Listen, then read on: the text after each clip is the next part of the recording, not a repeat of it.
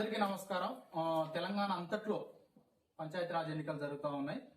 మూడవ షెడ్యూల్లో భాగంగా ఈరోజు మనం చౌటుప్పల్ మండలంలోని మల్కాపురం అనే గ్రామంలో ఉన్నాం. పార్టీలకు అతీతంగా బీఆర్ఎస్, కాంగ్రెస్, బీజేపీ పార్టీ కాకుండా స్వతంత్ర అభ్యర్థిగా నిలబడ్డ జింకల కృష్ణ ముదిరాజ్ గారు ఈ రోజు మన మధ్యలో ఉన్నారు. ఆయన మనం ఈ రోజు ఇంటర్వ్యూ చేసే ప్రయత్నం చేద్దాం. అన్న నమస్కారం. అన్న నమస్కారం అన్నగారు. ఓకే అన్న, మీరు స్వతంత్ర అభ్యర్థిగా మీరు పోటీ చేసిరు. అవును. మీరు ప్రజల్లోకి వెళ్ళినప్పుడు వాళ్ళ నుంచి రెస్పాండ్ ఏ విధంగా ఉందన్న? నేను ప్రజల్లోకి దండమల్కాపురం గ్రామంలో ఇంటింటి ప్రచారంలో క్యాన్వాసింగ్ వెళ్ళినప్పుడు ప్రతి డోర్ టు డోర్ ఎవరింటికి వెళ్ళినా కూడా అందరూ పాజిటివ్ గా రిసీవ్ చేసుకున్నారు. బాబు, నువ్వు ఇప్పటికి 2 సార్లు పోటీ చేసి చాలా ఇబ్బందుల్లో ఉన్నావు.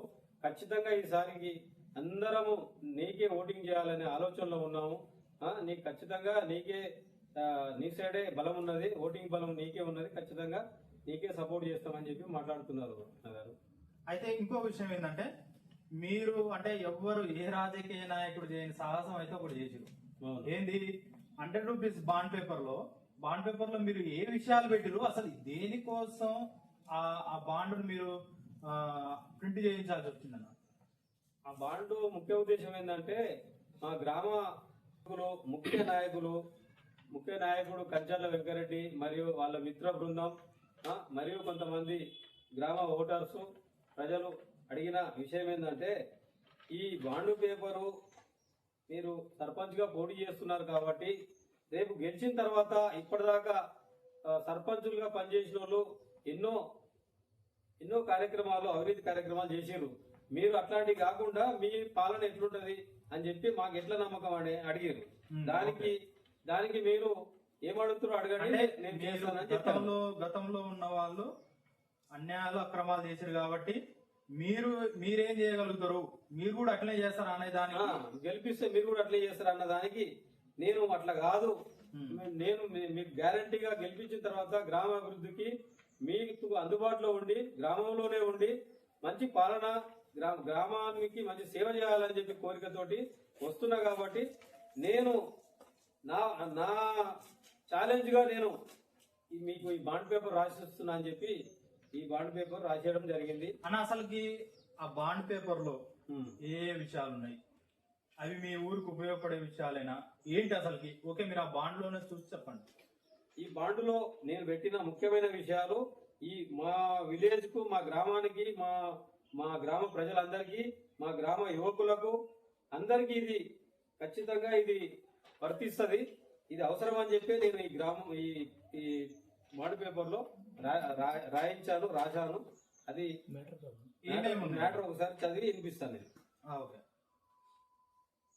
మా దండుమల్కాపురం గ్రామ ప్రజలకు నా ఒప్పంద పత్రం. జింకల కృష్ణ అనే నేను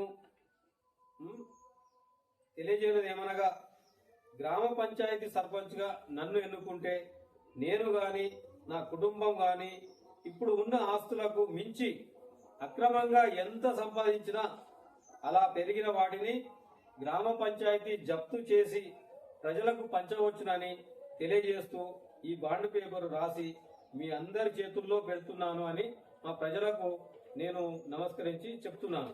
అంటే మీరేంది గతంలో చేసిన వాళ్ళ ఆస్తులు పెరిగినాయా? మీరు దాని దృష్టిలో పెట్టుకున్న పాయింట్ రాసి? దాని దృష్టిలోనే పెట్టుకున్నా. ఒకప్పుడు ఉన్న ఆస్తులు ఎంత, ఇప్పుడు వాళ్ళకు పెంచుకున్న ఆస్తులు ఎంత అనేది మా ప్రజలందరి కళ్ళలో కనిపిస్తున్నాయి. వాళ్ళు చూస్తున్నారు ఎవరు ఎలాంటి పాలన చేసారు, ఎలాంటి అక్రమాలు చేసి ఎంత సంపాదించుకొని ఇప్పుడు ఏ స్థితిలో, ఏ పొజిషన్ లో ఉన్నారు, అప్పుడే ఏ పొజిషన్ లో ఉన్నారు అనేది అందరూ గమనిస్తూనే ఉన్నారు. దాన్ని దృష్టిలో పెట్టుకుని నేను ఈ బాండ్ పేపర్ మా గ్రామస్తులకు రాసేయడం జరిగింది. దాంట్లో ముఖ్య విషయాలు ఏమంటే, మొదటిది గ్రామ అభివృద్ధి పనులు చేయడానికి ప్రజల దగ్గర ఎలాంటి పనులు చేయడానికైనా నేను ₹1 ఆశించను, డబ్బులు వసూలు చేయను అనేది ఒక ఫస్ట్ పాయింట్ పెట్టుకున్నాను. రెండవ ముఖ్య పాయింట్ ఏంటంటే, గ్రామ పంచాయతీ సొమ్మును అక్రమంగా ఖర్చు చేయను. అంటే వృధా చేయను. అక్రమంగా అంటే అవసరం లేని దానికి కూడా నేను డబ్బులు ఖర్చు పెట్టి, ఈ 1 లక్ష ఖర్చు పెట్టి 5 లక్షలు ఖర్చు చూపించడం, అలాంటి కార్యక్రమాలు ఉంటాయి కదా, ఎన్నో ఉంటాయి. గ్రామ పంచాయతీ లెక్కలు ఎన్నో రకాలు ఉంటాయి. 10,000 ఖర్చు పెట్టి 1 లక్ష చూపించడం, అలాంటి కార్యక్రమాలు నేను చేయను అని చెప్పి రెండో విషయము రాశాను. మూడో విషయం ఏంటంటే, గ్రామ పంచాయతీకి తప్పుడు లెక్కలు చూపించి నేను డబ్బులు సంపాదించుకొని ఆస్తులు వెనకేసుకోను అని చెప్పి 3వ పాయింట్ గా ముఖ్యమైన పాయింట్ రాయించారు. ఇక పోతే 4వ పాయింట్ కూడా రాయించాను. అందులో విషయం ఏంటంటే గ్రామ పంచాయతీ సమగ్ర అభివృద్ధికి ప్రజలకు సేవకుడినై పనిచేస్తాను.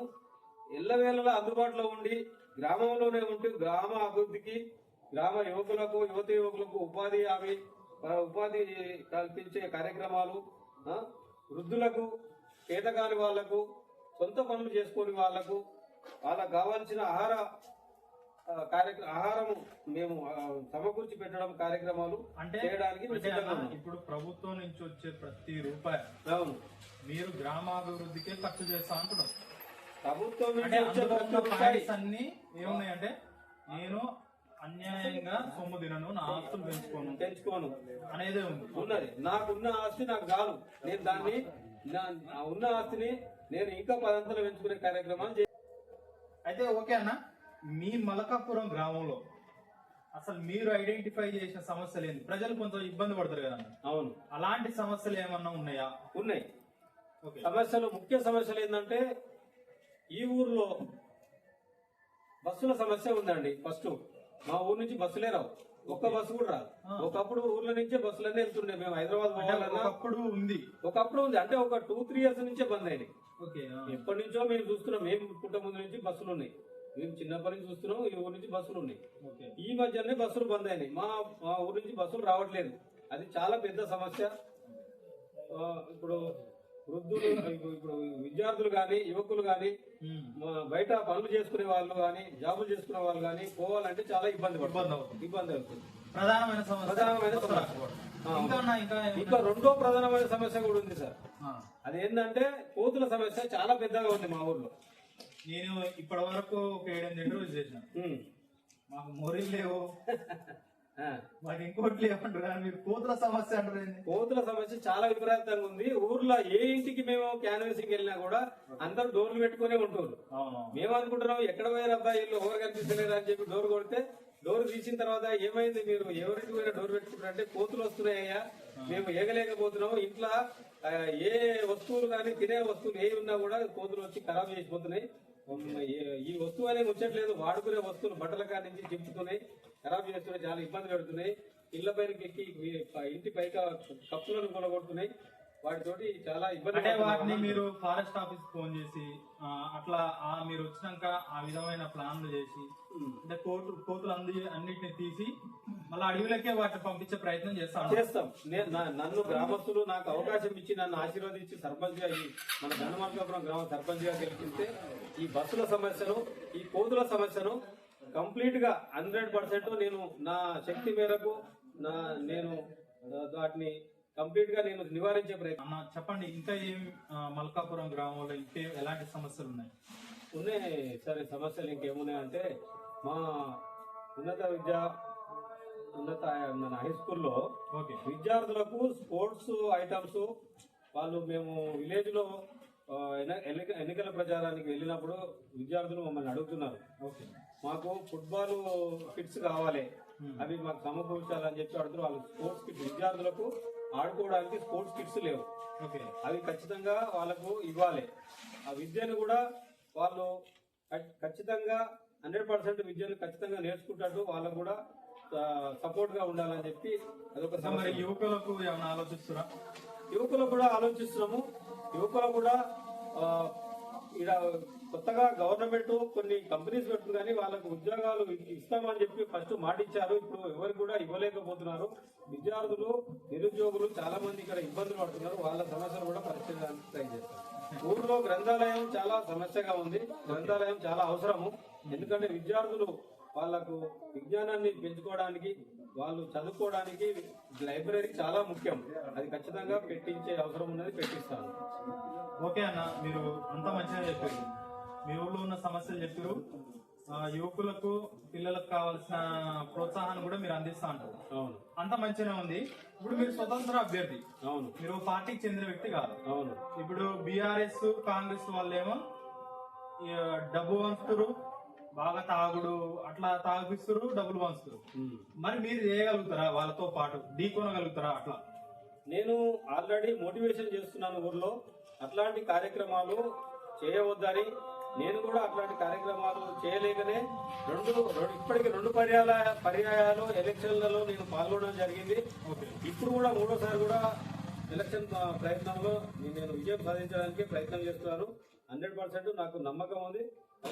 ఇంకొకటి, ఆ డబ్బులు పంచనానే డబ్బులు మందు పంచనానే మన గ్రామ ప్రజలకు, ఓటర్స్ కు ఈ బాండ్ పేపర్ రాసేయడం జరిగింది. అంటే ఈ రోజుల్లో పరిస్థితి ఎట్లుందంటే తెలంగాణ వాళ్ళు అంటేనే ముక్క సుక్క అంటారు. అవును. ఇప్పుడు ఓట్లు అంటే సుక్క డబ్బు అంటారు. మరి మీరేమో అది లేదంటారు. మరి మీ ప్రజలేమో అలవాటు పడ్డ ప్రాణాలు. అవును. మరి మీ వైపు తిరిగి చూస్తారా? చూస్తారు, తప్పకుండా చూస్తారు. ఎందుకంటే ఇప్పుడు ఇంత ముందుకున్న బీఆర్ఎస్ గవర్నమెంట్ కానీ, ఇప్పుడున్న కాంగ్రెస్ గవర్నమెంట్ కానీ 10 సంవత్సరాలు బీఆర్ఎస్ గవర్నమెంట్ పరిపాలన చూసినాం. ఓకే. నేను కూడా తెలంగాణ ఉద్యమకారుణ్ణి. ఓకే. తెలంగాణ గవర్నమెంట్ వచ్చిన తర్వాత బంగారు తెలంగాణ అంటే మేము కూడా, ప్రజలందరూ నమ్మిరు, మేము కూడా నిజమే అనుకున్నాం. కానీ తర్వాత చూస్తే ఏం లేదు.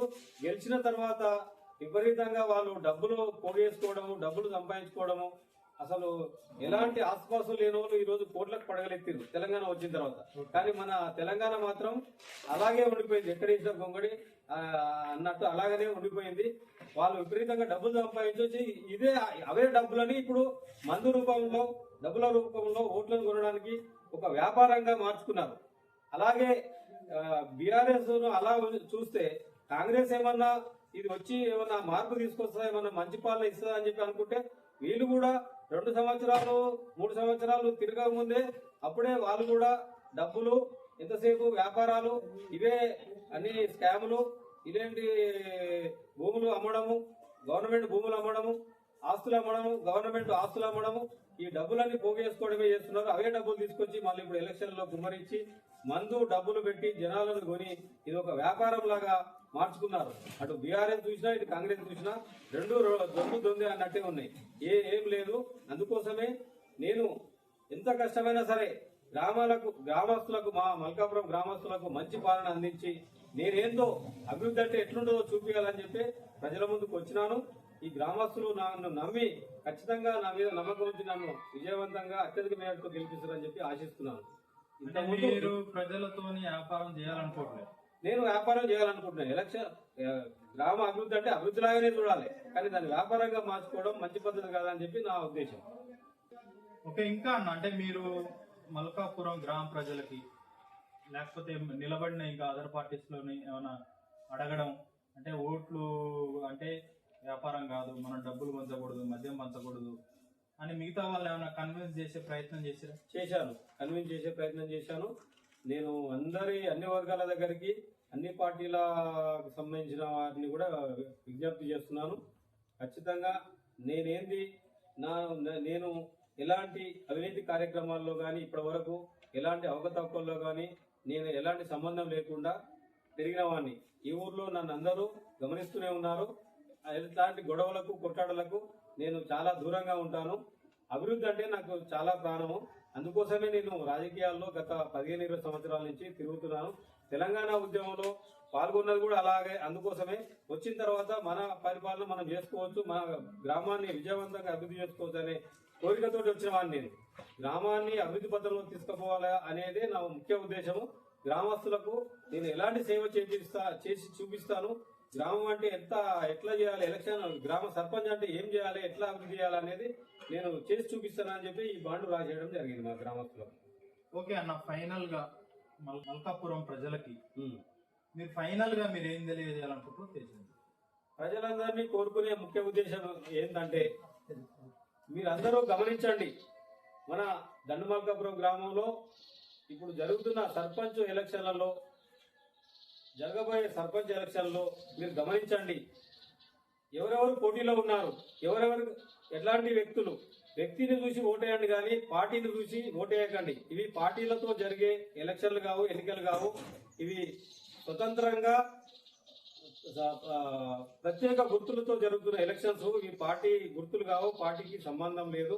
కాకపోతే పార్టీ అభిమానం ఉండొచ్చు, కానీ ఇది పార్టీ తోటి సంబంధం ఉన్న ఎలక్షన్ కాదు. గ్రామస్తులు అది గమనించాలి. పార్టీలకు అతీతంగా వ్యక్తులను చూసి ఓటు చేయండి. మీకు అభివృద్ధి అంటే ఏందో ఇంత ముందుకు ఎవరేం చేసిరో గమనించి అభివృద్ధి చేసే వ్యక్తులకే మీరు సపోర్ట్ చేసి ఓటు చేసి మన గ్రామ అభివృద్ధి కోసం మన గ్రామ భవిష్యత్తు కోసము ఓటు వేసి నన్ను అత్యధిక మేరతో గెలిపించాలని గ్రామ ప్రజలకు నేను మనస్ఫూర్తిగా విజ్ఞప్తి చేస్తున్నాను.